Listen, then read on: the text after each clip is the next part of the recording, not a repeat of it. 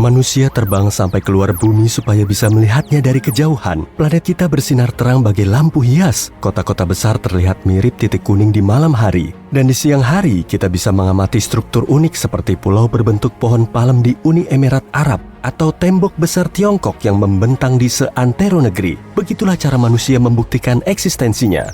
Oke lah, yuk arahkan teleskopnya ke planet lain. Di Mars, cuma ada gurun kosong tanpa tepi. Kalau di Venus, ada batu dan gunung berapinya. Saat kita melihat keluar angkasa nun jauh di sana, semua planet begitu kosong dan terbengkalai tanpa jejak peradaban sama sekali. Banyak orang meyakini ada kehidupan lain yang mirip dengan di bumi.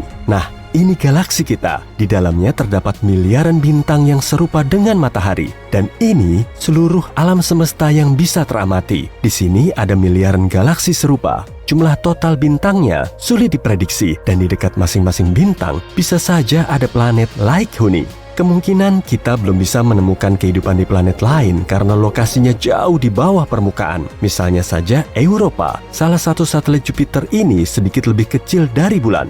Dan strukturnya menyerupai telur rebus. Permukaan Europa berupa kerak es yang keras. Tapi kalau permukaannya dibor lumayan dalam, akan ada inti Europa yang berwujud cair. Jupiter dan satelitnya sangat jauh dari matahari, sehingga suhunya sangat dingin, yaitu sekitar minus 170 derajat Celcius. Di sana, air akan langsung berubah wujud menjadi es. Meski begitu, gaya gravitasi Jupiter sangat kuat. Karena itulah di Europa ada banyak gesekan, dan intinya juga makin panas. Karena terkena panas, esnya mencair dan kemudian terbentuk lapisan air melimpah di bawah permukaannya.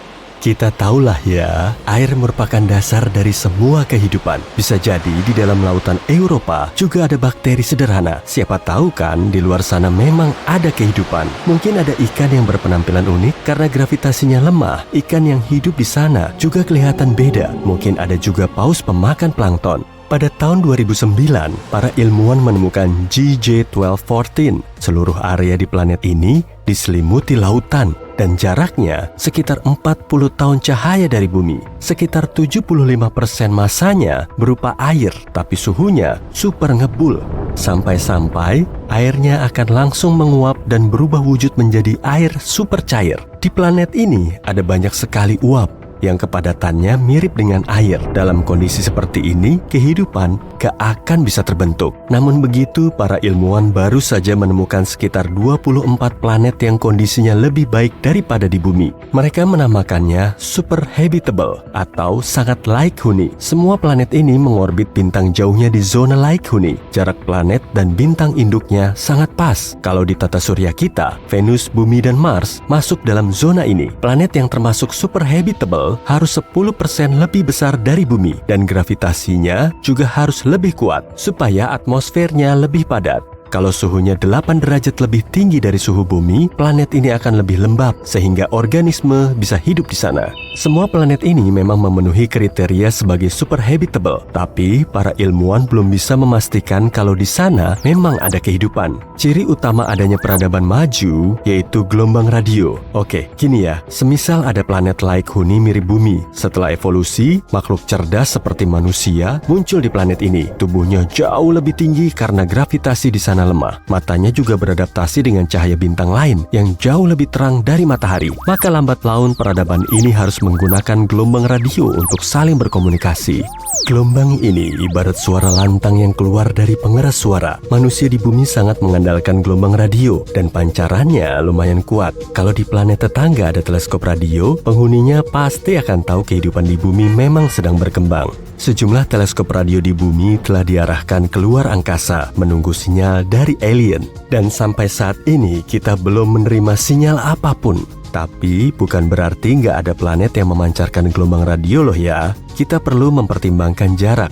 Oke, kita perlu terbang sejauh 200 tahun cahaya menuju bintang lain. Semisal ada planet X yang memang punya kehidupan. Peradabannya cukup maju dan penghuninya memanfaatkan gelombang radio. Mereka mengirimkan gelombang pertamanya keluar angkasa dan teleskop radio kita baru bisa menerimanya 200 tahun kemudian. Begitupun dengan sinyal yang dikirim dari bumi menuju planet tersebut. Komunikasi radio di bumi baru muncul sejak tahun 1895. Jadi, sinyal radio kita baru akan sampai di planet X pada tahun 2095 dan saat itulah alien akan mendengarkan suara kita. Tapi bunyi ini nggak akan berlangsung lama karena tiap tahun teknologi kita semakin canggih. Kita mulai menggunakan komunikasi seluler, TV kabel, dan serat optik sehingga volume spektrum radio di bumi menurun. Dalam sekejap saja planet lain pun nggak akan bisa mendeteksinya lagi. Begitupun saat sinyal dari sana dipancarkan ke bumi. Jadi gelombang radio yang berasal dari peradaban lain hanyalah bunyi ping singkat pada skala kosmik dan kita nggak bisa langsung menyimpulkan kalau gelombang radionya diam, berarti kehidupan di luar angkasa memang nggak ada. Sebagai solusi, kita perlu bikin teleskop raksasa yang bisa mengambil foto langsung dari planet yang mungkin berpenghuni. Dengan memperbesar fotonya, kita akan bisa melihat kota asing dengan bangunan tinggi dan banyak antena. Tapi sampai saat ini, kita belum bisa mengamati sampai ke situ. Kita bisa aja kan memotret Mars dan satelitnya, tapi kualitas gambarnya malah mengecoh. Misalnya saja, Sidonia, kelihatannya kayak ada bentuk wajah manusia di planet merah. Hal ini langsung dihubung-hubungkan dengan peradaban kuno di Mars yang telah membuat patung atau tugu. Teori yang lebih bombastis justru menyatakan objek ini sebagai fosil manusia raksasa yang seluruh tubuhnya terkubur di bawah pasir. Padahal sebenarnya itu cuma bukit. Angin kencang telah menghasilkan cekungan di area bukit, lalu sebagian orang menganggapnya sebagai mata dan mulut manusia. Contoh lainnya yaitu monolit di Phobos, satelit Mars. Ada rumor yang menyatakan kalau di Phobos terdapat batu halus raksasa hampir setinggi piramida Khufu. Kemudian muncul banyak teori soal peradaban yang membangunnya. Tapi ternyata objek itu cuma batu. Banyaknya bintang dan planet sangat memungkinkan adanya kehidupan lain di luar sana. Kenapa makhluk luar angkasa nggak datang ke bumi aja? Kalaupun memang ada, mungkin karena kita telah mengira proses perkembangan kehidupan di seluruh alam semesta berlangsung dalam skenario yang sama. Bentuk kehidupan sederhana muncul, kemudian terjadi evolusi, lalu peradaban kian maju dan teknologinya makin canggih. Nah, sama seperti di bumi, di planet lain pun juga terjadi bencana yang kemudian memicu kepunuhan massal. Contohnya meteorit. Mungkin suatu peradaban di luar sana telah siap menjelajahi luar angkasa, tapi kemudian ada meteorit besar sama seperti petaka yang telah memusnahkan dinosaurus dari bumi. Lalu kehidupan di sana dimulai lagi dari nol. Selain itu, semakin maju suatu peradaban, semakin riskan juga mereka akan terpuruk dalam kehancuran. Kemungkinannya, para ilmuwan yang lagi bereksperimen dengan mesin seperti Large Hadron Collider tiba-tiba menciptakan lubang hitam. Objek ini kemudian menelan semua benda lain di sekitarnya dan terus membesar. Seluruh kota yang berteknologi super canggih plus seisi planet akhirnya lenyap. Kemungkinan lainnya misalnya perjalanan melalui wormhole atau lubang cacing. Terowongan dalam ruang waktu ini bisa menghubungkan alam semesta yang berlainan. Alien bisa saja melakukan perjalanan melewati lubang ini, kemudian nggak tertarik lagi untuk kembali ke habitat asalnya. Tapi bisa juga sih kehidupan di bumi memang unik. Lokasi tata surya kita sudah sangat pas di galaksi Bima Sakti. Di galaksi ini, ledakan supernova terus-terusan terjadi. Radiasi yang dihasilkan bisa menghancurkan berbagai objek hingga sangat jauh. Tapi tata surya kita terletak di orbit galaksi yang sangat pas, sehingga bisa terlindung dari ledakan tersebut. Faktor lainnya yaitu bulan. Menurut teori pembentukan bulan, sekitar 4,5 miliar tahun yang lalu, meteorit seukuran Mars menabrak bumi. Kalau arah benturannya lurus, bumi bisa-bisa hancur lebur. Dan kalau meteorit itu cuma nyerempet bumi, serpihannya akan berterbangan di angkasa. Tapi titik benturannya sangat tepat sasaran, sehingga sebagian meteorit tetap berada di orbit bumi, lalu menghasilkan bulan. Satelit alami kita kemudian menstabilkan rotasi bumi dan memanaskan intinya dengan gaya gravitasi. Baru kemudian bumi menghasilkan medan magnet yang bisa melindungi kita dari angin surya. Ilmuwan lain meyakini biokimia dari bentuk kehidupan di luar bumi bisa saja berlainan. Komponen utama di tubuh kita terdiri dari karbon dan air. Tapi karbon bisa diganti dengan silikon atau fosfor, dan air bisa diganti dengan amonia atau metana. Atom-atom ini bisa membentuk molekul dengan rupa yang berbeda, kemudian menyatu dan menghasilkan organisme hidup. Kalau unsur pembentuknya seperti ini, bentuk kehidupannya juga tentu berlainan dari bumi. Lubang hitam mengoyak bintang-bintang raksasa. Bintang pulsar berputar luar biasa cepat dan memancarkan energi yang kuat. Nebula warna-warni dengan kembang api bintang yang baru. Galaksi dengan berbagai warna dan ukuran. Semua ini ditemukan dalam jagat raya kita. Tapi jagat raya tidaklah tanpa batas. Semesta punya batas, semacam dinding, dan di luarnya ada ketiadaan mutlak. Saat ini kita akan mengadakan perjalanan menuju dinding itu. Tapi pertama-tama, alam semesta kita seperti boneka Matryoshka. Kalau kamu membukanya, ada yang lebih kecil di dalamnya, yaitu galaksi. Di dalam galaksi ada boneka yang lebih kecil lagi, yakni tata surya kita, dan boneka terkecil adalah bumi. Masing-masing boneka ini punya batas yang akan kita lewati.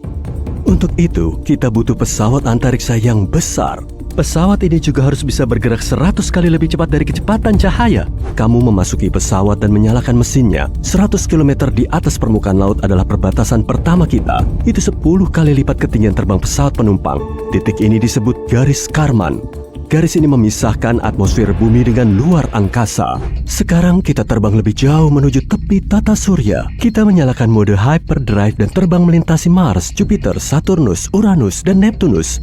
Kita menempuh jarak 100 unit astronomi. 1 UA setara jarak dari bumi ke matahari. Dan inilah batas tata surya kita, heliosfer. Di sini, kecepatan angin surya turun dengan cepat. Pertama, angin turun dari 1.000.000 km per jam menjadi setara kecepatan suara. Lalu ada lapisan yang disebut heliopause. Disinilah angin surya hampir lenyap. Lalu, pesawat kita mengalami gelombang haluan. Disinilah kita merasakan angin antar bintang yang bertabrakan dengan batas tata surya kita. Saat melewati batas ini, kamu berada dalam kegelapan ruang antar bintang. Dan di sini, kamu bisa menemukan 2 objek buatan manusia yang melakukan perjalanan ini untuk pertama kalinya dalam sejarah, Voyager 1 dan Voyager 2. Voyager 1 melintasi perbatasan itu pada tahun 2004. Voyager 2 melakukannya di tahun 2007. Probe antariksa ini mengungkap bentuk heliosfer tidak bulat sempurna di sekeliling matahari. Batas selatannya 10 UA lebih dekat ke matahari dibanding batas utaranya. Nah, kita sedang bergerak di ruang antar bintang dan akan segera mendekati dinding batu di sekeliling tata surya kita. 200.000 UA ke depan, dan inilah dia. Dinding batu ini adalah awan Oort. Sebenarnya, ini adalah kumpulan asteroid yang mengelilingi dunia kita. Para ilmuwan berspekulasi awan Oort mungkin adalah sumber komet dan meteorit yang jatuh ke bumi. Tapi batuannya sangat jarang sehingga kita bisa terbang dengan mudah di sela-selanya. Sekarang kita berada dalam kegelapan total. Lebar Bima Sakti sekitar 106.000 tahun cahaya. Akan butuh miliaran tahun untuk menempuh jarak itu dengan roket konvensional. Tapi kamu terbang dengan kecepatan maksimal. Dengan piawai, kamu melewati berbagai bintang dan planet seolah-olah berada di arena balap. Dan dalam beberapa menit kamu sampai di tepi galaksi kita. Tidak ada lagi angin antar bintang. Yang kamu lihat hanya titik-titik terang di kejauhan. Titik-titik ini adalah galaksi besar. Kita harus melihat peta untuk membuat rute ke ujung alam semesta. Kamu ada di sini, di dekat galaksi Bima Sakti. Ini adalah bagian dari gugusan galaksi yang dinamakan Super Gugus Laniakea. Objek raksasa ini seperti jalan kecil di kota besar. Kalau diperkecil, kita akan melihat Super Gugus Centaurus Hydra. Ribuan galaksi di peta tampak seperti titik-titik kecil. Zoom out sampai maksimal. Inilah alam semesta kita yang bisa diamati.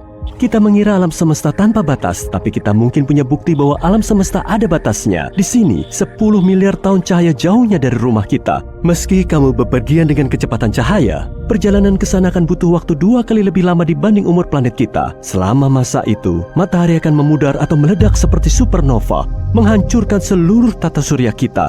Dan kalau kamu bisa berumur sepanjang itu lalu kamu pulang, kamu tidak akan bisa melihat galaksi kita lagi. Galaksi kita sudah lama bertabrakan dengan Andromeda dan telah melebur menjadi satu objek kosmik besar. Untunglah pesawatmu bisa membelokkan ruang waktu, sehingga perjalanan ini hanya butuh waktu beberapa detik saja. Boom!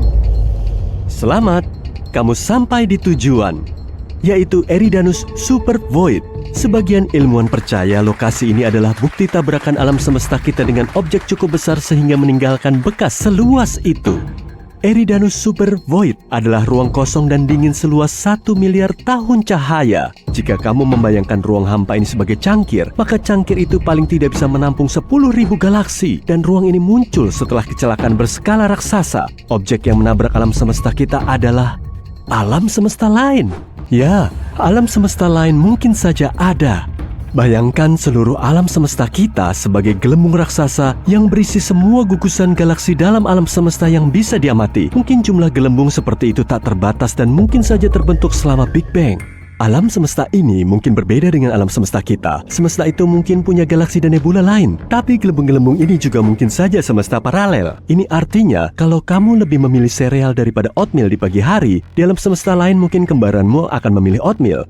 Tiap pilihan yang kamu ambil punya konsekuensi yang sama sekali berbeda di dunia paralel. Dan karena jumlah serta pilihannya tak terbatas, jumlah semesta paralel bisa tak terhingga. Jadi seperti gelembung biasa, alam semesta kita punya dinding di dekat Eridanus Super Void. Dahulu kala, sebuah gelembung lain melayang melewati gelembung kita. Saat saling mendekat, medan gravitasi keduanya mulai berinteraksi.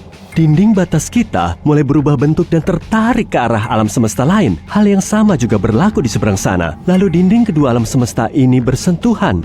Tapi saat gelembung bergerak, koneksi tadi mulai putus. Dan semesta lain mengoyak sepotong besar alam semesta kita. Ruang hampa dingin terbentuk di lokasi tabrakan. Dan itulah Eridanus Super Void. Masalahnya adalah alam semesta tampak sama bagi pengamat, dari manapun sudut pandangnya.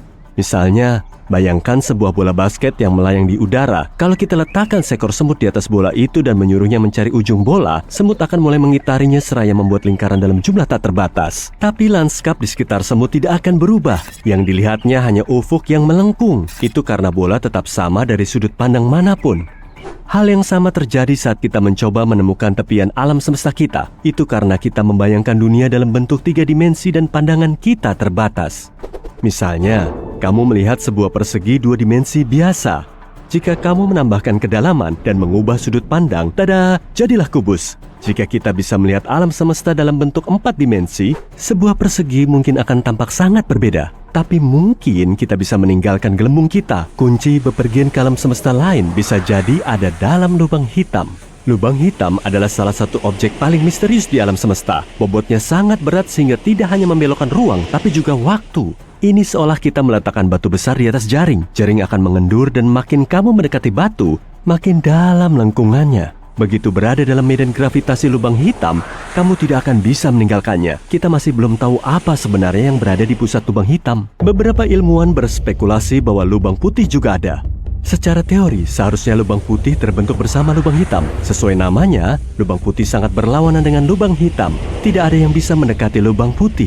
Saat ini belum ada data tentang objek seperti itu, tapi teori relativitas umum menyatakan lubang putih memang ada. Ada juga teori bahwa lubang hitam adalah lorong menuju alam semesta lain. Saat memasuki lubang hitam, kamu bisa keluar di sisi lain melalui horizon peristiwa lubang putih. Jadi kamu melewati perbatasan alam semesta dan mendapati dirimu berada di dunia yang sama sekali berbeda. Tapi, kita mungkin punya bukti bahwa lubang putih itu ada. Di tahun 2006, para ilmuwan menemukan semburan energi di suatu tempat sejauh 1,6 miliar tahun cahaya dari bumi. Semburan ini unik, tidak seperti ledakan supernova atau menyatunya 2 lubang hitam. Beberapa astronom percaya itu adalah peristiwa lahirnya lubang putih. Tapi karena tidak stabil, semburan itu segera hancur. Proses ini serupa dengan peristiwa terbentuknya seluruh alam semesta, Big Bang.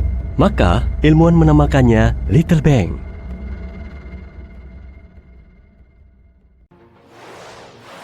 13,8 miliar tahun yang lalu, luar angkasa kita mengalami ledakan misterius. Peristiwa dahsyat ini telah melahirkan bintang, planet, asteroid, galaksi, dan objek luar angkasa lain. Kita semua pasti sudah familiar dengan teori Big Bang, tapi nggak ada yang tahu pasti kronologinya, asal-muasalnya, dan fase sebelum alam semesta ini terbentuk. Sebagian ahli meyakini alam semesta telah menyempit dan meluas sampai berkali-kali. Pada tahun 1991, seorang kosmolog dari Universitas Stanford bernama Andre Linde menerbitkan artikel. Dia berpendapat kalau alam semesta ini kemungkinan telah diciptakan di laboratorium. Menurutnya, peradaban maju di luar sana telah menciptakan alam semesta kita.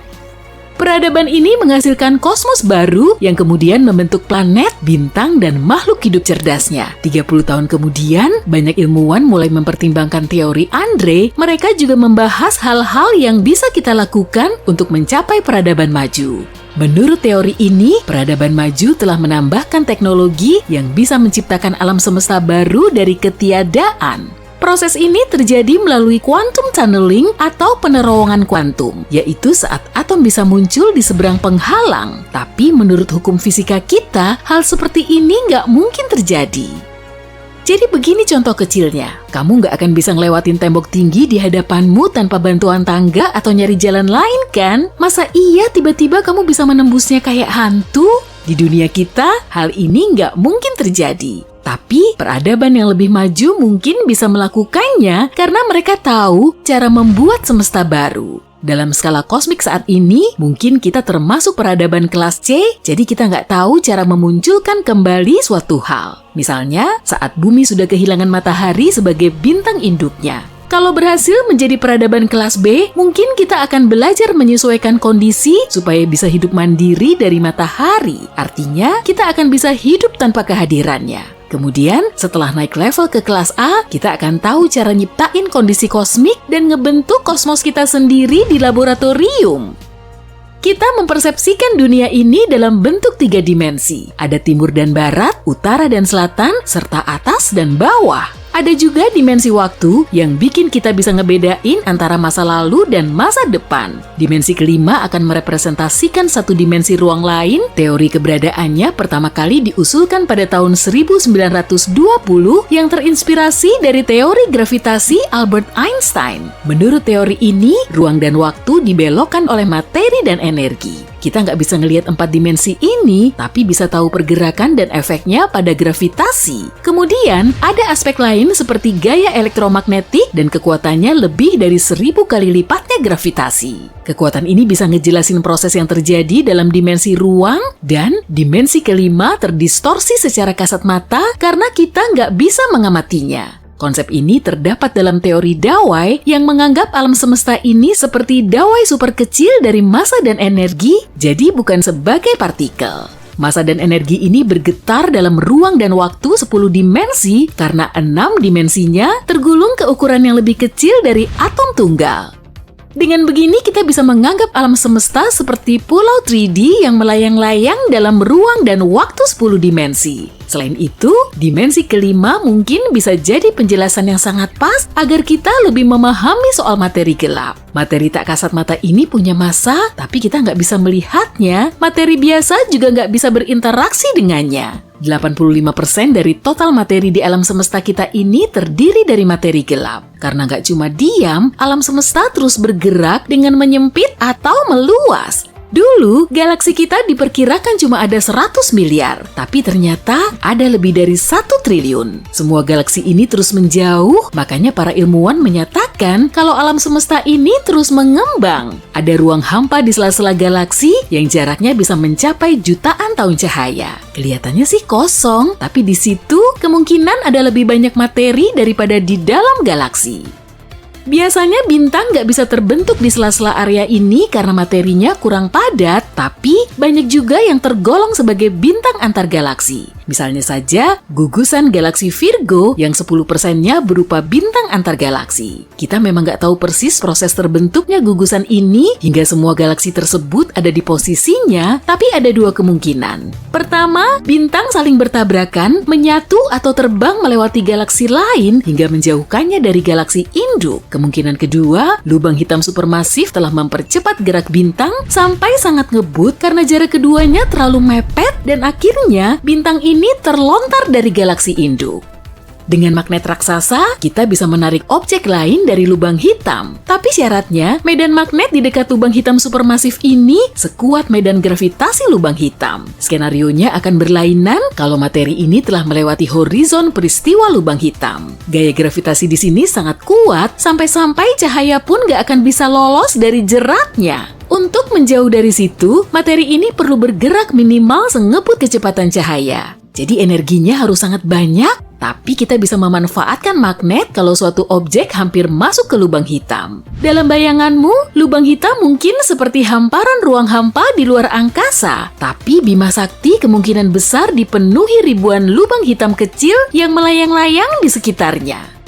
Saat mati, bintang akan menghancurkan dirinya dalam ledakan supernova. Dalam peristiwa ini juga terjadi bencana energi. Selama ledakan, inti bintang akan sangat padat hingga materi di dalamnya nggak bisa keluar sama sekali. Sementara itu, bagian utama dari bintang meledak keluar dan sebagiannya runtuh ke dalam lalu menghasilkan lubang hitam. Makin besar bintangnya, makin besar juga lubang yang dihasilkan. Lubang hitam ini kemudian menelan semua objek yang mendekat, termasuk bintang lain. Saat tersedot ke lubang hitam, bintang akan runtuh karena pengaruh gravitasi kuat. Sebagiannya jatuh ke dalam lubang hitam, dan sebagian lainnya terlontar keluar dengan kecepatan tinggi.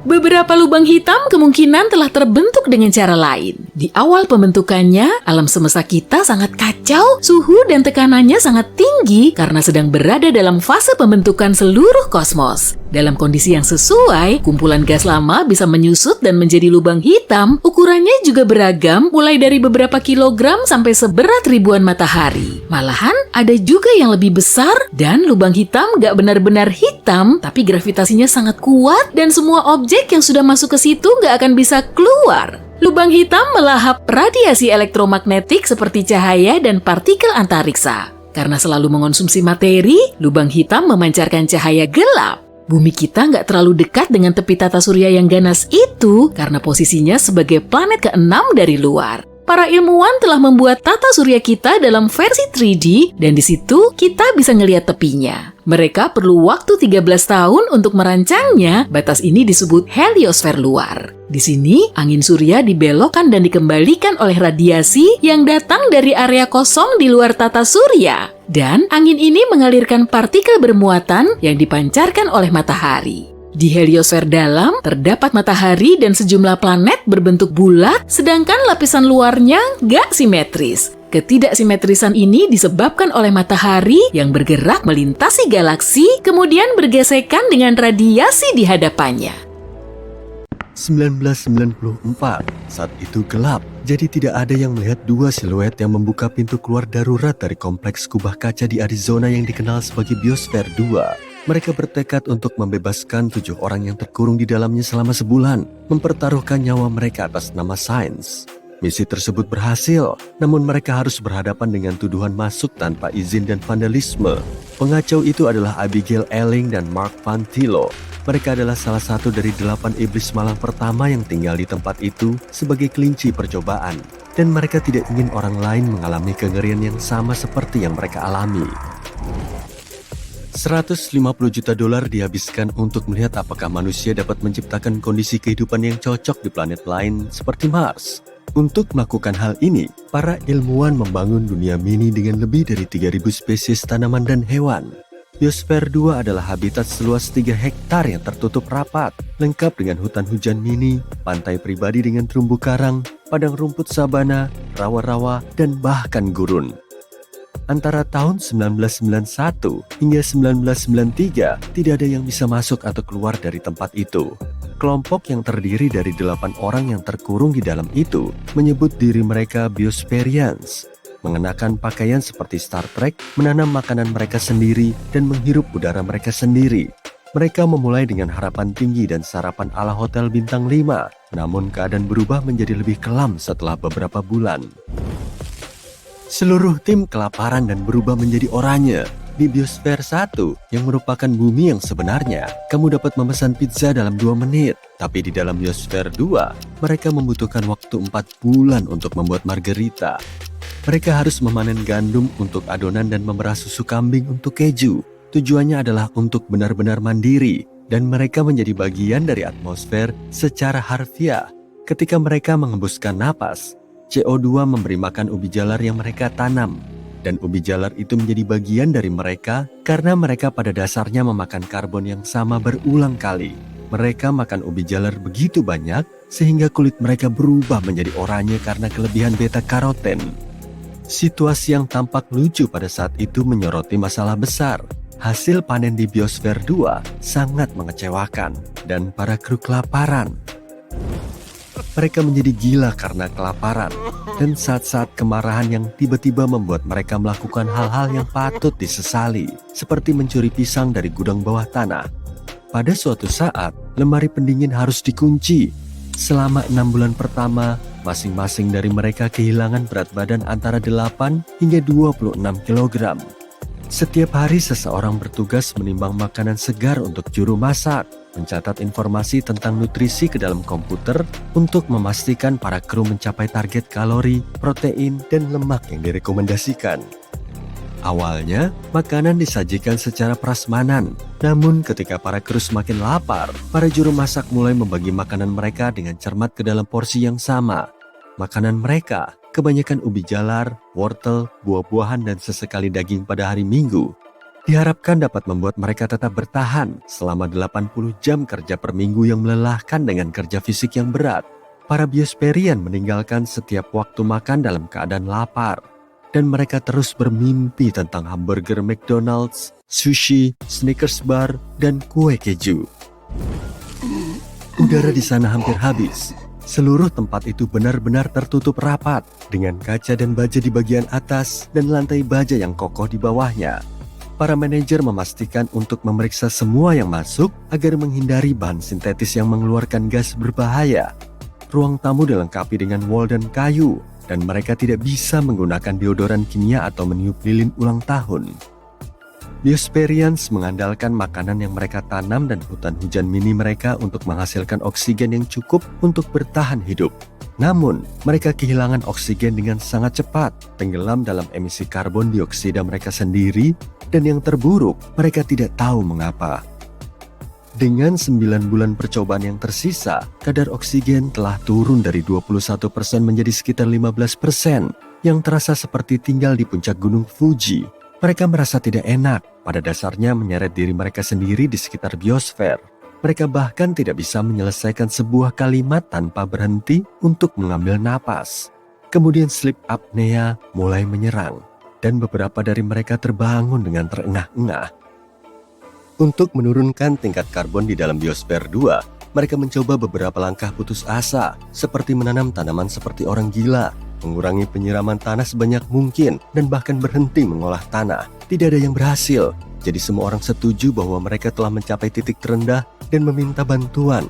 Truk berpendingin datang untuk memompa oksigen murni ke biosfer 2. Begitu gas mulai mengalir, mereka tertawa terbahak-bahak dan mulai berlarian. Ekosistem menjadi sangat berantakan. Burung kolibri dan lebah madu lenyap setelah beberapa bulan, sehingga tanaman tidak lagi mengalami penyerbukan. Cacing dan tungau menyerang tanaman, dan kecoa mengambil alih. 4 spesies kecoa dibawa masuk untuk mendaur ulang bahan organik, tetapi kecoa rumah tangga biasalah adalah penyintas sesungguhnya. Kecoa-kecoa itu entah bagaimana menyelinap masuk dan berkembang biak menjadi ancaman serius bagi tanaman. Pada malam hari, dapur dibanjiri kecoa segera setelah lampu padam. Untuk mengatasi serangan kecoa, kelompok ini mengolesi cangkir kopi dengan pelumas dan menaruh potongan pepaya di dalamnya sebagai umpan. Kecoa-kecoa akan memanjat ke dalam, tetapi mereka tidak bisa memanjat sisi-sisi yang licin untuk melarikan diri. Lapar, kekurangan oksigen, berurusan dengan serangga-serangga, itu sudah cukup untuk membuat siapapun menjadi gila. Perdebatan sengit menyebabkan gelas dilempar dan orang diludahi. Akhirnya seluruh kelompok terpecah menjadi 2. Mereka berhenti berbicara dan bisa berjalan saling berpapasan di lorong-lorong tanpa melakukan kontak mata. Separuh dari mereka menginginkan lebih banyak makanan dan oksigen untuk melanjutkan penelitian dengan bermartabat. Sementara separuh lainnya percaya bahwa mereka bisa bertahan hidup tanpa bantuan dari luar, tidak peduli berapapun biayanya. Sebenarnya, ruang yang disegel itu telah dibobol jauh sebelum semua itu terjadi. Hanya 2 minggu setelah mereka masuk ke dalam, seorang biosperian bernama Jane Pointer memotong ujung jarinya dalam sebuah kecelakaan saat memasak nasi. Dr. Missy mencoba menjahit ujung jarinya kembali tapi tidak berhasil, dan jarinya menghitam dalam beberapa hari. Dia pergi ke rumah sakit di luar untuk menjalani operasi dan beberapa jam kemudian, dia menyelinap kembali ke dalam, membawa tas ransel yang penuh dengan persediaan seperti komponen komputer dan film berwarna. Para wartawan baru mengetahui pengiriman diam-diam itu berbulan-bulan kemudian, dan karena itu, banyak orang yang mempertanyakan kredibilitas seluruh eksperimen tersebut. Media memperlakukan eksperimen ini seperti reality show, dengan menyebutnya sebagai hiburan ekologis yang trendy. Berita utama di seluruh dunia membuat seolah-olah mereka berada di ambang kehilangan nyawa, sampai-sampai keluarga mereka khawatir dan menelepon biosperians untuk memeriksa apakah mereka benar-benar baik-baik saja. Kelompok ini merasa seperti berada di kebun binatang manusia, dengan turis-turis yang datang dari jauh untuk mengintip ke dalam kandang kaca. Dalam 6 bulan pertama saja, lebih dari 150.000 orang mengunjungi tempat itu. Biosphere 2 akhirnya menjadi lelucon budaya pop, menginspirasi film komedi berjudul Biodome dan beberapa dekade sketsa lucu. Kamu mungkin bertanya-tanya mengapa tidak ada satupun dari mereka yang berhenti dari eksperimen dan keluar dari pintu depan. Ya, tidak ada satupun dari para pecinta lingkungan yang ingin menjadi orang pertama yang mengakui bahwa hal ini terlalu berat untuk ditangani. Ditambah lagi, mereka semua masih berharap bahwa mereka bisa memecahkan teka-teki membangun bumi nomor 2. Pada akhirnya, mereka berhasil menemukan 7 ton oksigen yang hilang. Oksigen tersebut telah diserap oleh beton. Meskipun terengah-engah sepanjang waktu mungkin tampak seperti tantangan terbesar yang mereka hadapi, para Biosperians mengatakan bahwa belajar bagaimana menghadapi orang-orang di lingkungan tertutup lebih sulit lagi. Sepertinya percobaan itu gagal besar, tetapi kelompok itu belajar banyak pelajaran berharga. Mereka membuktikan bahwa ekosistem tertutup dapat bekerja selama bertahun-tahun. Mereka berkontribusi pada penelitian tentang restorasi terumbu karang, dan peternakan mereka menunjukkan bahwa produktivitas tinggi dan daur ulang nutrisi penuh dapat dicapai tanpa bahan kimia beracun. Jika kamu bertanya-tanya, ini bukanlah akhir dari kompleks kaca. Misi kedua di dalam Biosphere 2 berlangsung pada bulan Maret 1994. Sekarang, kamu bisa kembali ke awal video untuk memahami bagaimana hal itu berhasil. Voyager 1 telah melintasi perjalanan ruang antar bintang selama lebih dari 45 tahun. Berarti mukanya udah kayak om-om ya? Hehe, canda. Om-om. Probe ini mulai mengirim sinyal aneh ke planet kita, tapi nggak ada tanda-tanda yang nunjukin kalau kondisinya telah rusak. Saintis dari NASA terus berusaha mati-matian untuk nyari tahu alasannya. Sebenarnya ada apa nih? Nah, sebelumnya aku mau ngebahas dulu soal Voyager 1 dan perjalanan panjangnya. Voyager 1 adalah pesawat luar angkasa milik Amerika Serikat. Para saintis dari NASA mengirimnya ke luar angkasa pada 5 September 1977.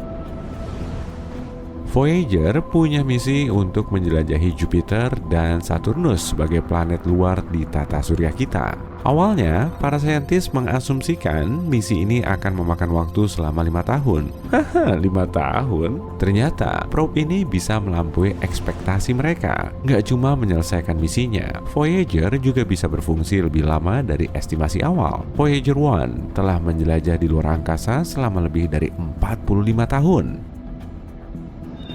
Peran Voyager 1 di dunia sains sangatlah besar. Probe ini berhasil mengirim banyak foto Jupiter dan Saturnus ke pengamat di bumi. Kita juga bisa melihatnya sendiri di situs web NASA. Berkat Voyager 1, para saintis bisa nemu beberapa satelit baru Jupiter dan sistem cincinnya yang belum diketahui. Kita juga bisa tahu, bintik merah Jupiter yang terkenal itu ternyata adalah badai raksasa kuat. Setelah meninggalkan orbit Neptunus, Voyager juga mengirimkan banyak data penting mengenai plasma antar bintang. Jadi, Voyager 1 telah memperlihatkan peran pentingnya kepada para saintis. Probe ini kemudian melanjutkan perjalanannya menuju sabuk Kuiper dan heliosfer. Sabuk Kuiper adalah cincin objek es yang membentang di sepanjang Neptunus hingga sekitar 50 satuan astronomi dari matahari. Sabuk ini agak mirip dengan sabuk asteroid, tapi 20 kali lebih lebar dan 100 kali lebih berat. Sedangkan heliosfer adalah area di sekitar matahari yang tekanan angin suryanya seimbang dengan tekanan gas antar bintang. Kamu mulai bingung ya? Hehe, kedengarannya memang agak rumit, tapi data ini sangat membantu kita dalam memahami alam semesta secara keseluruhan. Jadi, inilah tugas terakhir Voyager, memberitahu kita lebih lanjut tentang ruang antar bintang. Probe ini telah mengirim lebih dari 60 frame mosaik tata surya dari jarak lebih dari 6,5 miliar kilometer dari bumi. Para saintis menggunakan frame ini untuk membuat gambar berwarna dengan ukuran besar yang diberi nama pale blue dot atau titik biru pucat. Kira-kira ini titik apa ya? Oh, ternyata bumi kita. Jadi, begitulah rupa bumi kita dari sudut pandang Voyager. Foto ini mampu nunjukin kalau kita sangat kecil dan planet kita sangat rapuh. Voyager 1 juga punya misi lain yang lebih penting, yaitu memberitahu peradaban lain tentang manusia di bumi. Kamu pernah dengar soal piringan emas Voyager yang terkenal itu kan? Piringan emas ini berisi banyak file audio dan video yang terdiri dari beberapa bagian. Bagian pertama berisi kata halo dalam 55 bahasa, termasuk bahasa kuno dan bahasa yang sudah punah. Hampir 80% dari rekaman ini berisi banyak jenis karya musik. Misalnya, musik klasik karya Bach, Beethoven, Mozart, Stravinsky, musik rakyat dari berbagai negara dan era, hingga blues seperti lagu-lagu terkenal karya Louis Armstrong dan Chuck Berry. 20% sisanya berupa rekaman suara manusia, alam, hewan, dan 116 foto yang dikodekan menjadi sinyal audio. Ada juga rekaman pidato Kurt Waldheim, mantan sekretaris PBB, dan Jimmy Carter, mantan presiden Amerika Serikat yang berisi pesan persahabatan. Selain rekaman, para ilmuwan juga nyiapin jarum pemutarnya, lengkap dengan gambar sederhana yang nunjukin cara pakainya. Mereka juga ngasih tahu cara mengubah pesan suara menjadi gambar. Di dalam piringan ini juga ada koordinat bumi yang terbuat dari peta pulsar. Koordinatnya nunjukin posisi matahari di galaksi Bima Sakti. Rekaman ini dibungkus dalam kotak aluminium berlapis emas untuk melindunginya dari radiasi dan debu kosmik. Sambil membawa piringan ini, Voyager 1 memulai perjalanan panjangnya. Jarak tempuhnya sudah lumayan jauh, dan posisinya saat ini sudah sejauh 154 satuan astronomi dari kita, atau sekitar 23 miliar kilometer. Karena inilah, Voyager 1 menjadi objek buatan manusia yang letaknya paling jauh. Gelar ini awalnya disematkan pada misi Pioneer 10, tapi Voyager 1 berhasil menggesernya pada tahun 1998.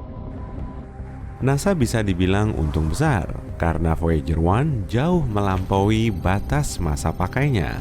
Bahkan saking kerennya, Voyager 1 telah menyalip saudara kembarnya, Voyager 2, yang diluncurkan ke luar angkasa 2 minggu sebelumnya. Voyager 1 bergerak dengan kecepatan 17 km per detik atau 56.000 km per jam. Mobil sport modern tercepat di dunia aja cuma bisa melaju dengan kecepatan 491 km per jam. Jadi, kecepatan Voyager 1 sulit dibayangin. Voyager 1 tengah melaju mendekati batas awan Oort atau lapisan hipotetis objek es yang mengelilingi tata surya. Para astronom belum mengonfirmasi keberadaannya, tapi mereka sangat yakin objek tersebut memang ada di situ. Bahkan beberapa saat lalu, fenomena lubang hitam pun cuma dianggap teori. Sayangnya, Voyager 1 nggak akan kembali ke tata surya kita. Probe ini mungkin akan terus berkomunikasi dengan bumi sampai tahun 2025 hingga akhirnya hilang kontak. Dalam waktu 300 tahun, Voyager 1 akan sampai di batas awan Oort. Dan setelah 30.000 tahun, ia akan meninggalkan tata surya. Dan pastinya kita juga akan meninggalkan dunia ini. Kalau perjalanannya lancar, 10.000 tahun kemudian, Voyager 1 akan terbang menuju bintang kate merah Gliese 445 di rasi bintang jerapah. Nantinya, probe ini mungkin akan terus terbang di sekitar Bima Sakti. Oke, sekarang kita bahas soal sinyal misteriusnya ya. Memangnya ada apa sih? Nah, jawabannya agak unik. Laboratorium Propulsi Jet NASA yang memantau dan mengendalikan duo Voyager melaporkan masalah ini pada bulan Mei 2022. Pesawat luar angkasa andalan kita ini tiba-tiba mengirimkan data aneh menuju bumi. Makanya para insinyur NASA mulai kebingungan. Pasti kamu mikirnya gini kan, palingan Voyager 1 udah mulai rusak tuh. Tapi kenyataannya nggak begitu. Voyager 1 masih berfungsi seperti biasa, bahkan masih bisa menerima dan menjalankan perintah dari bumi, serta mengumpulkan dan mengirimkan data ilmiah. Tapi AACS atau Attitude and Articulation Control Subsystem nggak nunjukin proses yang sebenarnya terjadi pada Voyager. Sistem ini mendukung orientasi probe di luar angkasa dan membantunya terus berkomunikasi dengan bumi. Pada dasarnya, sinyal ini nunjukin kalau orientasi probe di luar angkasa sedang kacau. Tapi menurut klaim para saintis, bukan ini masalahnya. Mereka tahu sumber sinyal antena tetap ada di posisi yang sama, relatif terhadap bumi. Jadi, semuanya sudah sesuai dengan rencana. Masalah tersebut belum mengacaukan sistem perlindungan kesalahan di Voyager 1. Probe ini juga belum memasuki mode aman. Lalu, apa yang terjadi di luar angkasa sana? Ketua peneliti Susan Dodd mengatakan masalah ini sebetulnya bisa diprediksi, apalagi Voyager 1 sudah beroperasi selama 45 tahun. Para pakar menjelaskan, proses di dalam probe memang masih menjadi misteri. Mereka nggak tahu pasti sumber data yang salah, dan pengaruhnya terhadap pengoperasian Voyager masih belum jelas. Suzanne Dodd menambahkan, masalah seperti ini bisa saja terjadi karena Voyager 1 berada di ruang antar bintang yang tingkat radiasinya sangat tinggi. Belum ada pesawat luar angkasa lain yang pernah sampai di tempat ini. Para saintis dari NASA mengatakan mereka akan terus memantau data dari Voyager 1 hingga masalahnya bisa teridentifikasi. Kalau mereka berhasil, tim manajemen akan berusaha memperbaikinya. Tapi kalau gagal, mereka harus beradaptasi dengan kondisi baru. Kalaupun masalahnya bisa ketemu, kemungkinan itu nggak akan cukup. Sinyal dari Voyager baru diterima setelah 20 jam 33 menit. Dan untuk meresponnya, mereka harus nunggu lagi selama itu. Seenggaknya Voyager 2 masih baik-baik aja. Posisinya saat ini berada di ruang antar bintang sejauh 20 miliar kilometer dari bumi. Kita cuma bisa nunggu informasi terbaru sambil berharap agar masalahnya bisa terpecahkan. Tapi berapa lama lagi Voyager 1 bisa bertahan? Seberapa mungkin probe ini akan sampai di batas awan Oort dalam 300 tahun? Menurutmu gimana? Share pendapatmu di kolom komentar ya. Deretan pesawat luar angkasa asing mulai masuk ke atmosfer bumi. Pesawat ini berseliweran di atas planet kita dan melewati sejumlah kota sampai bikin publik heboh. Tiba-tiba, pintu pesawat yang paling besar mulai membuka dan memperlihatkan makhluk asing dengan meniru bahasa kita. Dia bilang kalau mereka berasal dari bintang jauh Proxima Centauri. Hal seperti ini bisa aja terjadi loh. Para ilmuwan baru saja menangkap sinyal radio misterius dari bintang tersebut. Proxima Centauri adalah bintang yang paling dekat dengan tata surya. Jaraknya cuma 4,2 tahun cahaya. Maka, seberkas cahaya yang berasal dari bintang ini akan sampai di bumi dalam waktu 4,2 tahun. Perjalanannya sendiri setara dengan 270.000 kali jarak dari bumi ke matahari. Bintang Proxima Centauri akan kelihatan buram di langit malam kalau kita mengamatinya dengan mata telanjang. Tapi sistemnya ini juga menyimpan misteri. Kita cek langsung ke lokasi aja yuk, biar bisa mengamati sistemnya dari dekat. Sip, udah sampai di Katai Merah. Ukurannya 7 kali lebih kecil dari matahari dan beratnya 8 kali lebih ringan. Proxima Centauri 1,5 kali lebih besar dari Jupiter dan bobotnya hampir 150 kali lebih berat. Objek yang kita cari masih agak jauh nih.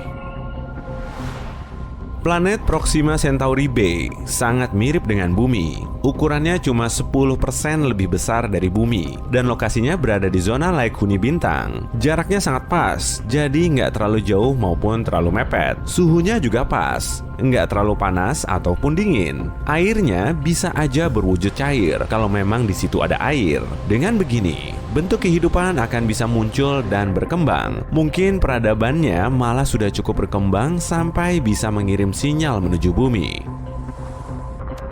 Sinyal radio adalah bentuk gelombang yang memiliki panjang dan frekuensi. Para ahli juga bisa ngebedain antara sinyal buatan dengan sinyal alami. Sinyal yang tertangkap dari Proxima Centauri b punya frekuensi 982 MHz. Sedangkan sinyal radio yang biasa kita dengarkan di dapur atau di mobil punya frekuensi sekitar 100 MHz. Makanya, para ilmuwan langsung menyimpulkan kalau sinyal tersebut buatan.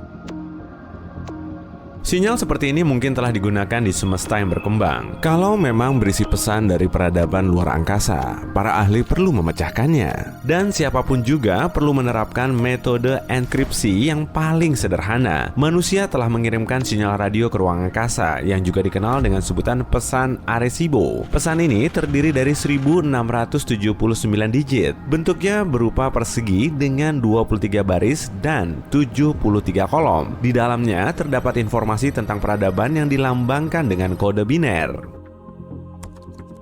Di permukaan persegi ini, terdapat sistem angka yang kita gunakan dengan kode warna putih. Kalau yang ungu ini sebetulnya kunci untuk membaca isi pesan berikutnya. Nomor atom unsur hidrogen, karbon, nitrogen, oksigen, dan fosfor dilambangkan dengan sandi. Semua unsur ini sangat penting bagi terbentuknya kehidupan. Kalau si penerima sinyal bisa mengidentifikasi angka dan kunci ini, mereka akan bisa membaca pesan berikutnya. Warna hijau ini merupakan unit dasar rantai DNA kita.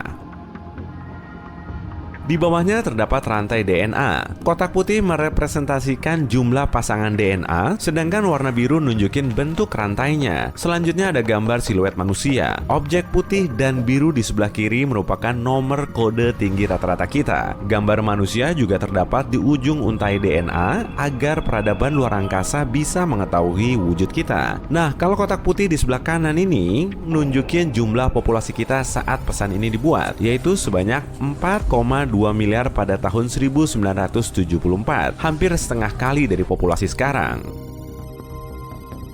Selanjutnya ada gambar tata surya. Kotak kuning besar ini adalah matahari, lalu diikuti semua planet di tata surya kita, termasuk Pluto. Saat itu, Pluto masih dianggap sebagai planet. Posisi bumi agak bergeser ke sebelah sini, agar peradaban luar angkasa bisa tahu asal pesan ini. Gambar terakhir berupa observatorium yang telah mengirimkan pesan ini ke ruang angkasa. Sinyal ini sudah dalam perjalanan menuju gugus bintang M13 sejauh 25.000 tahun cahaya dari bumi.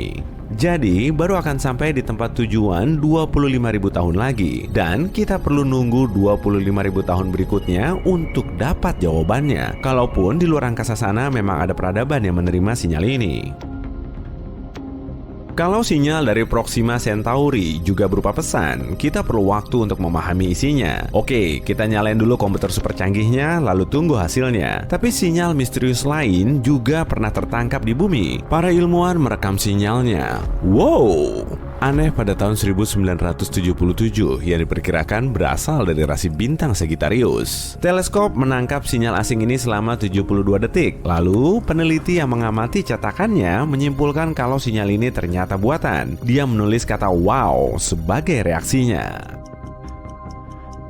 Saat dilakukan studi dan pengamatan lebih lanjut, sinyal ini malah nggak bisa terdeteksi lagi. Menurut beberapa teori, sinyal ini berasal dari pesawat luar angkasa yang melintas. Dan setelah jaraknya sangat jauh, kita udah nggak bisa lagi mendeteksinya. Tapi kemungkinan, sinyal ini dihasilkan di bumi, lalu diarahkan ke atas, tapi malah mantul ke objek di ketinggian, seperti pesawat, satelit, atau puing luar angkasa yang mengorbit bumi. Kemudian, sinyal ini tertangkap teleskop. Karena termasuk buatan manusia, panjang gelombang dan frekuensinya terbilang khas. Akibatnya, para ilmuwan bisa sangat kebingungan. Pada tahun 2017 lalu, mereka merekam suar di Proxima Centauri. Dalam 10 detik saja, bintang ini bertambah terang sampai 1000 kali lipat. Sebelumnya juga terdeteksi suar yang lebih lemah, tapi berlangsung sekitar 2 menit. Dengan suar ini, Proxima Centauri memancarkan radiasi yang sangat tinggi. Meski di planet pendamping bintangnya ada kehidupan, suar ini kemungkinan telah menghancurkannya. Angin bintang pasti sudah menghempaskan atmosfernya dan bikin permukaannya tak bernyawa. Dibanding bumi, total radiasi energi tinggi yang diterima Proxima Centauri B sebanyak 60 kali lebih besar, sedangkan radiasi sinar X-nya 400 kali lebih kuat. Para ahli kemudian memprediksi kemungkinan terbentuknya kehidupan di planet ini kira-kira 1:100 juta. Mereka memang belum tahu pasti kalau sinyal ini termasuk buatan atau alami. Tapi skenario soal pesawat luar angkasa yang mampir ke bumi kemungkinan besar nggak akan terjadi. Untuk mencari peradaban di luar angkasa, kita cuma bisa menggunakan gelombang radio. Dan karakteristiknya mirip bunyi berisik yang menyebar dari planet kita ke berbagai penjuru pada kecepatan cahaya. Kendala utamanya yaitu jaraknya sangat jauh. Galaksi Bima Sakti kita berdiameter 100.000 tahun cahaya. Di seberangnya mungkin saja ada kehidupan. Jika kita mengirim sinyal radio ke galaksi tersebut, sinyalnya baru akan diterima 100.000 tahun kemudian. Lalu kita baru bisa mendapatkan balasannya 100.000 tahun lagi. Mekanisme seperti ini mirip-mirip seperti menelepon orang lain. Manusia baru bisa membuat dan menerima sinyal radio pada abad ke-19. Kalau perkembangan peradaban di Bima Sakti sama seperti di bumi, mereka tentu punya radio, tapi kita baru akan mendapat sinyal mereka ribuan tahun kemudian. Selain itu, suara radio dari planet kita mulai hilang. Saat ini, kita menggunakan teknologi Bluetooth, serat optik, dan TV kabel. Jadi, sekitar 100 tahun lagi, sinyal kita nggak akan terdeteksi lagi di semesta lain. Yang justru lebih parah, peradaban di luar angkasa sana akan mengirim sinyal ke ruang angkasa kita. Meski sinyalnya mencapai bumi, kita belum punya teknologi yang bisa mendeteksinya. Semesta yang pengirimnya sudah maju pesat, tapi sinyalnya menghilang. Kita mungkin menangkap sisa gelombang radio yang melintasi alam semesta, tapi udah telat masang antena. Ada sekitar 2 triliun galaksi di alam semesta kita, masing-masing terdiri dari miliaran hingga triliunan bintang yang serupa dengan matahari. Dan mungkin di sekelilingnya terdapat satu planet yang juga mirip dengan bumi. Mungkin nggak sih kalau di luar sana ada kehidupan? Jangan-jangan peradaban ini juga lagi mengamati teleskopnya sambil berupaya menangkap sinyal radio dari planet tak dikenal, sama seperti kita. Malam ini cerah dan kamu keluar melihat bintang. Bima Sakti sendiri tampak sangat besar. Kamu memeriksa ponselmu dan menemukan bahwa galaksi tempat kamu berada saat ini memiliki lebar 100.000 tahun cahaya.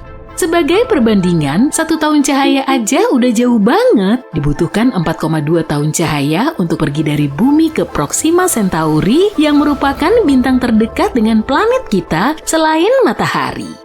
Jadi, 100.000 tahun cahaya itu jauh dari yang bisa dipahami oleh manusia biasa, dan itu baru satu galaksi. Masih banyak lagi galaksi lain di luar sana. Nah, dari data ini, tampaknya sangat tidak mungkin kalau kita adalah satu-satunya bentuk kehidupan yang ada, kan? Tapi kenapa kita belum pernah menemukan bentuk kehidupan lain sejauh ini? Mari kita luruskan satu hal, kehidupan di luar bumi nggak selalu berarti tentang makhluk hijau. Bisa juga berarti mikroorganisme, bakteri, dan tanaman yang dapat ditemukan di planet lain. Sebenarnya ada spektrum besar kemungkinan kehidupan di planet lain, dan dengan mempertimbangkan bahwa ada 50 miliar planet di Bima Sakti, sangat kecil kemungkinannya cuma ada kita di alam semesta yang luas ini. Seperti apa kehidupan di planet lain? Inilah yang telah kita cari tahu selama bertahun-tahun. Yuk coba pikirkan bareng-bareng. Sebuah planet mungkin tidak memiliki kehidupan saat ini, tapi bisa jadi planet itu memiliki jejak-jejak bahan organik atau fosil yang berarti ada makhluk hidup yang pernah hidup di sana. Bisa juga ada planet di luar sana yang memiliki kehidupan dengan biokimia kompleks yang berarti planet itu bisa memiliki fauna seperti yang kita miliki di bumi, meski mungkin nggak sama. NASA menciptakan ilmu khusus yang didedikasikan untuk mempelajari bentuk-bentuk kehidupan di luar bumi. Ilmu ini disebut astrobiologi. Sejak badan antariksa ini didirikan pada tahun 1958, tidak butuh waktu lama untuk memulai mencari kehidupan di luar bumi. Mereka segera menyusun rencana aksi. Pertama, mereka perlu memahami bagaimana kehidupan di bumi terbentuk, dan kedua, bagaimana kehidupan bisa terbentuk di planet lain. Kali pertama NASA mencoba mencari kehidupan di luar angkasa adalah pada tahun 1976.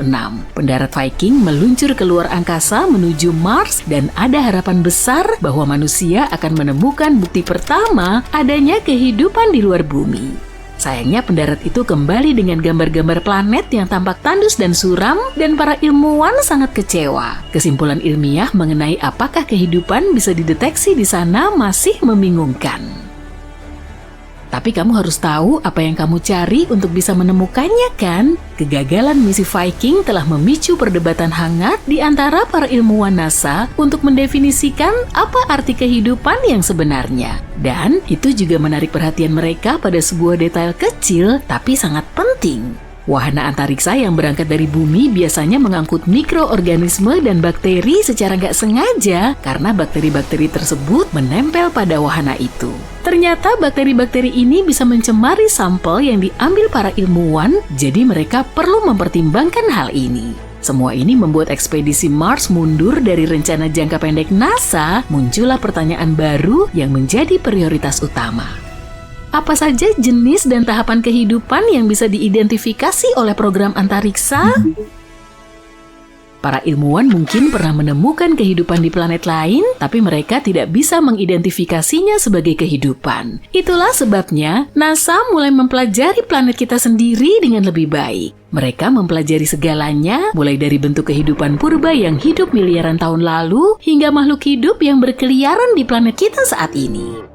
Mereka paham bahwa pencarian harus dilakukan ke dalam dan juga keluar. Mari kita lihat perkembangan kehidupan di bumi sejak awal. Bayangkan bahwa perkembangan ini diwakili sebagai sebuah tangga dan setiap tahap perkembangannya adalah anak tangga yang lebih besar. Pertama, kita akan melihat kimia dasar, sebuah elemen kimia lepas seperti yang kita lihat dalam tabel periodik. Namun, elemen ini perlu menyusun dirinya sendiri ke struktur yang lebih kompleks untuk dapat mereplikasi diri, berubah, dan berevolusi. Hal ini akan terjadi pada anak tangga kedua, di mana kita mulai melihat pembentukan organisme mikroskopis. Di anak tangga ketiga, sel-sel ini bergabung menjadi makhluk multiseluler yang memungkinkan adanya kompleksitas dan variasi yang lebih banyak. Anak tangga di atas menghasilkan spesies yang dapat berevolusi dengan otak besar, memungkinkan penggunaan alat, budaya, dan pengetahuan bersama. Disitulah manusia berada. Melihat tangga ini, orang mungkin bertanya, jadi apa yang dibutuhkan organisme multiseluler untuk berevolusi menjadi manusia yang sempurna? Inilah yang disebut dengan filter besar. Ini adalah lompatan evolusi besar yang membutuhkan banyak usaha dan kondisi lingkungan yang sempurna untuk mewujudkannya. Dan mengingat bahwa kita belum pernah mendengar tentang peradaban lain di luar sana, mungkin cuma kita yang mampu melakukan lompatan ini. Lagi pula, seberapa besar kemungkinan kita bisa menemukan kehidupan di luar bumi yang mirip dengan kita? Hal ini bergantung pada seberapa banyak planet yang ada di luar sana di zona Goldilocks bintangnya, yaitu area di sekeliling bintang di mana air bisa berwujud cair. Dan karena bintang-bintang ini memiliki berbagai macam ukuran dan bentuk, maka zona ini berbeda bagi setiap sistem bintang. Tapi itu bukan satu-satunya kriteria yang kita tahu untuk bisa mengetahui adanya kehidupan. Kita biasanya mencari 3 hal untuk mendeteksi kehidupan: air dalam bentuk cair, metana, dan oksigen. Air memungkinkan komponen-komponen kimiawi bercampur dan bergabung membentuk makhluk multiseluler. Metana dihasilkan dari proses penguraian yang dilakukan oleh bakteri, dan oksigen adalah produk sampingan dari respirasi tanaman. Ini adalah beberapa tanda yang diprogram untuk dicari oleh teleskop James Webb. Teleskop James Webb memiliki tujuan ambisius yang dapat merevolusi ilmu pengetahuan antariksa. Prioritas utamanya adalah mendeteksi bentuk-bentuk kehidupan dengan mempelajari galaksi-galaksi kecil yang mengorbit Bima Sakti. Teleskop ini juga akan mencari bintang-bintang tertua di alam semesta dan mencoba mengumpulkan data tentang asal-usul alam semesta itu sendiri. Luar biasa ya! NASA bertaruh pada 2 variabel dengan teleskop baru ini. Pemindaian menyeluruh terhadap apa yang disebut eksoplanet alias planet dari luar tata surya, dan pencarian ekstremofil, jenis kehidupan yang menyukai lingkungan ekstrem.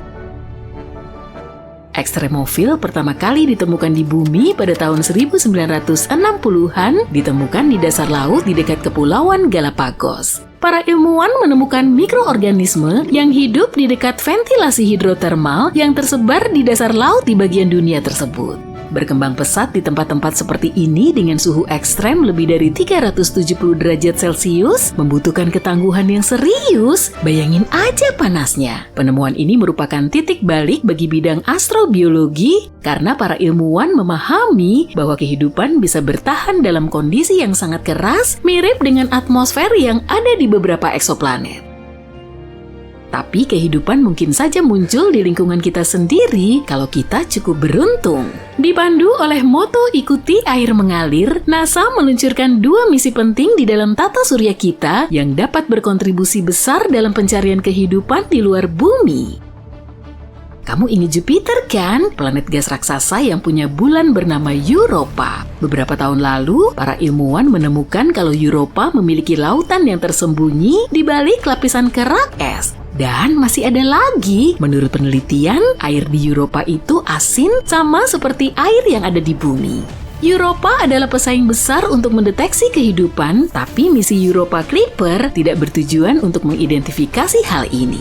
Sebaliknya, Europa Clipper akan mengorbit bulan itu dan mengumpulkan informasi sebanyak mungkin tentang kondisi atmosfernya. Misi lain yang juga akan mengorbit bulan adalah Dragonfly, sebuah octocopter yang akan menjelajahi bulan Saturnus, Titan. Peluncurannya diprogram untuk tahun 2027 dan baru akan tiba di orbit Titan sekitar tahun 2034. Wahana ini akan mengambil sampel dan memeriksa serangkaian lokasi yang menjanjikan di sekitar bulan es Saturnus dan siapa tahu bisa menemukan informasi baru mengenai kehidupan ekstraterestrial. Kita lihat aja bagaimana nanti, tapi menurutku sih kita udah selangkah lagi menuju penemuan besar.